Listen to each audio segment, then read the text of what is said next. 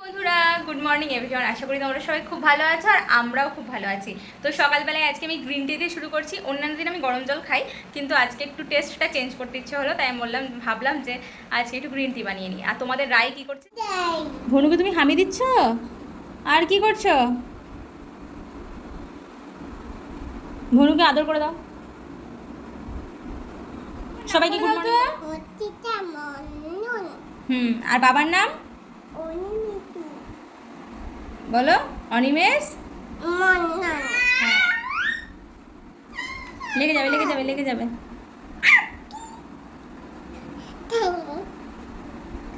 Friends, তোমরা কি diet করছো? যদি ডায়েট করে থাকো আর লো ক্যালোরির একটা ব্রেকফাস্ট চাও, তাহলে এই রেসিপিটা অবশ্যই ট্রাই করতে পারো।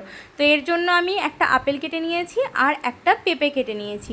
এর মধ্যে আরও অন্যান্য ফ্রুটস দিতে পারো, আমার কাছে আজকে এই দুটো ফ্রুটসই অ্যাভেলেবেল ছিল। তারপর এই ফ্রুটসগুলোর মধ্যে আমি দই মিশিয়ে নিয়েছি, আর দইয়ের পরে আমি একটু কাঠবাদামকে ক্র্যাশ করে নিয়েছিলাম আর তার সঙ্গে হানি মিশিয়ে দিয়েছি। আর আমি একটু দুধের মধ্যে চিয়া সিডকে ভিজিয়ে রেখেছিলাম কিছুক্ষণ, তারপর সেটা মিশিয়ে নিয়েছি। এই ব্রেকফাস্টটা যেমন হেলদি, আমি তো লাঞ্চ সকালই বানিয়ে নিই, কারণ হাজব্যান্ডকে টিফিন দিতে হয়। তো আজকে আমি বানিয়েছিলাম পুঁই শাক দিয়ে, বেগুন দিয়ে আর আলু দিয়ে, মাছের মাথা দিয়ে একটা চচ্চড়ি টাইপের। শাক কেটে নিয়েছি, আর এখানে জানো তো পুঁই শাকের ডাঁটা পাওয়া যায় না, শুধু শাকটাই পাওয়া যায়। বাইরে থাকলে কত খাবার মিস করি, সেটা যারা বাইরে থাকো তোমরা তারাই বুঝবে। তবে ভাইজ্যাগে অনেক কিছুই পাওয়া যায় মোটামুটি। আমি আর এর আগে যখন গুজরাটে ছিলাম সেখানে যেমন অনেক কিছুই পাওয়া যেত না, কিন্তু ভাইজ্যাগ হয়তো বাড়ি থেকে সামনে বলে মোটামুটি বিশাখাপত্তনমে সব কিছুই পাওয়া যায়। আগে আমার সবজি খেতে একদমই ভালো লাগতো না, কিন্তু আমার মা বলতো বিয়ের পর সব ভালো লেগে যাবে। তো সত্যিই তাই, বিয়ের পর হয়তো নিজের হাতে রান্না করি, সেই জন্য এখন মোটামুটি সব সবজিই খাই আর সবই এখন ভালোবাসি। এখন বলা যায় সবজি আর মাছের প্রতি বেশি ভক্তি হয়ে গেছে। আগে তো মাছ দেখলে ছুটে পালিয়ে যেতাম। আর আমার রায় সোনাও তাই, মাছ খুব ভালোবাসে আর ফ্রুটস খুব ভালোবাসে। ও সবজি টবজি অতটা পছন্দ করে না, আর ভাত তো একদমই পছন্দ করে না। ভাত দেখলেই ও একদম ছুটে পালিয়ে যায়। আর রুটিটা একটু আধটু পছন্দ করে। তো আমি তোমাদের সাথে কথা বলতে বলতে চলো চচ্চড়িটা বানিয়ে নিই। তো প্রথমেই জিরে ফোড়ন দিয়ে দিলাম, আর তার মধ্যে তেজপাতা ফোড়ন দিয়ে তারপর আলুগুলোকে দিয়ে লবণ দিয়ে আর হলুদ দিয়ে ভালো করে ভেজে নেব। আলুগুলো ভাজা হলে তারপর আমি এর মধ্যে বেগুন অ্যাড করেছি। বেগুনগুলোকেও আলুর সাথে লাল লাল করে ভেজে নেব।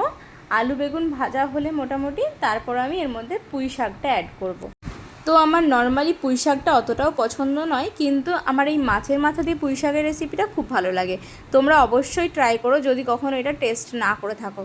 তো তারপর আমি পুঁই শাকটা দিয়েই লবণ হলুদ দিয়ে তারপর কিছুক্ষণ ঢাকা দিয়ে রেখেছিলাম। তারপর ঢাকা খুলে এর মধ্যে আরও কিছু মশলা অ্যাড করেছি, যেমন জিরে গুঁড়ো, ধনে গুঁড়ো আর লঙ্কা গুঁড়ো। লঙ্কা গুঁড়োটা আমি লাস্টে দিয়েছি, কারণ রায়ের জন্য আমি একটুখানি তুলে রেখে তারপর লঙ্কা গুঁড়োটা অ্যাড করি। তো মাছের মাথা দিয়ে দিয়েছি। এবার মাছের মাথাটা দিয়ে ভালো করে মাখা করে এবার এটাকে আমি নামিয়ে নেব।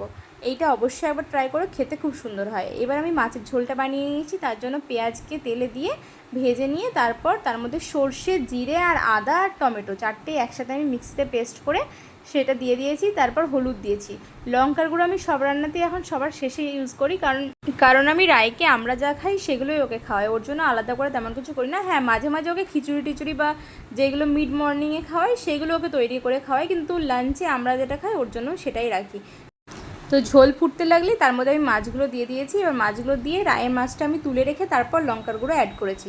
মাছটাকে মাখা করে তারপর নামিয়ে নিয়েছি। তো সন্ধেবেলায় আমরা বেরিয়ে পড়েছিলাম আজকে বাজারে। রাই তো একদম ভীষণ খুশি হয়ে যায়। তারপর লিফটে দেখো, লিফটে যেন হাবা গবা হয়ে গেছে। তারপরে আমরা চলে এসেছি এটিএমে ওর বাবা টাকা তুলছে। আর রায়কে দেখো, রায় তো এটিএমের ভেতর ঢুকলে এত হ্যাপি হয়ে যায়, তার কারণ হচ্ছে এসি। ওর এসির হাওয়া এত পছন্দ, এসিতে ঢুকলেই এরকম করে মানে ও আনন্দে একদম লাফালাফি করে। আর এই যে দেখো লাফালাফি করছে। আমি দৌড়োস না, লাফালাফি করিস না, শুনবে না আমার কথা। তো আমি বলছি তুই তাহলে থাক, আমি চলে গেলাম, টাটা বাই বাই। তখন বলছে না মা এসো। তখন দরজাটা খোলার চেষ্টা করছে, কিন্তু বেচারা খুলতে পারছে না। তো আমরা এটিএম থেকে বেরিয়েই তারপরে আমরা পৌঁছে গেছি বাজারে। তো বাজারে এসেই রায়কে দেখো, রায়তে এত মাছ দেখে শুধু মা মাছ নাও আর মাছ দেখে ও একদম হাততালি দিচ্ছে। ও মাছ খুব পছন্দ করে, দেখতেও পছন্দ করে আর খেতেও পছন্দ করে। তো ওর জন্য স্পেশালি আমরা মাছটা রেগুলার নিয়ে আসি, কারণ ও মাছ খুব ভালোবাসে। তো মাছ নিয়ে নিয়েছি। ও বলছে মা এই মাছগুলোও নাও। তো মাছগুলো নিয়ে নিয়েছি। তো তারপরে মাংসর দোকানের বাবা ঢুকেছে, কিন্তু না, ও মাছের দোকানের সামনেই দাঁড়িয়ে আছে, ও ওখান থেকে আসবে না। ও আরও অনেক রকমের মাছ আছে, সেগুলো দেখাচ্ছে, মা এই মাছটা নাও। তারপর ওকে কোলে নিয়ে সবজি বাজারে চলে এলাম। সবজি বাজারে ওর বাবা তো বাজার করছে আর ও গাজর তুলতে বাবাকে হেল্প করে দিচ্ছে। বাবাকে বলছে বাবা এই গাজরটা নাও, ওই গাজরটা নাও, আর ও ভুলভাল গাজর চুজ করছে আর বাবা রেখে দিচ্ছে। তো বাজার টাজার করে তারপরে রাই আমার বড় হয়ে গেছে, বাজার করতেও শিখে গেছে আমার মেয়ে। তো এই যে দেখো গাজরগুলোকে নিয়ে খেলা করছে, আর এরপরেই একটা ডগি দেখে ও তো ভয় পেয়ে যাবে, মা ডগি। তো আজকের ভিডিওটা কেমন লেগেছে, আশা করি ভালো লেগেছে। যদি ভালো লাগে তাহলে অবশ্যই সাবস্ক্রাইব করে দিও। তো চলো আজকের মতো টাটা, বাই বাই।